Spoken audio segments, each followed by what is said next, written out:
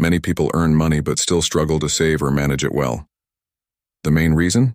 They don't have clear financial goals. Setting financial goals means deciding what you want to achieve with your money.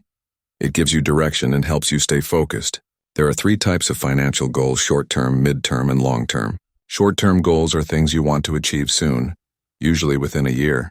Examples include saving for a new phone, paying off a small debt, or building an emergency fund.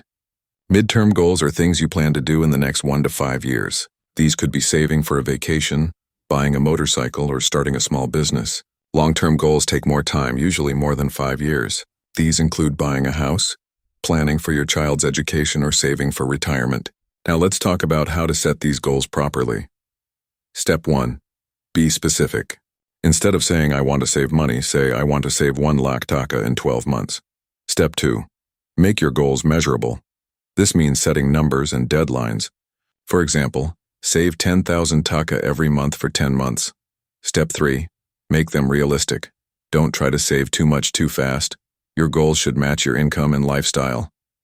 Step 4. Write them down.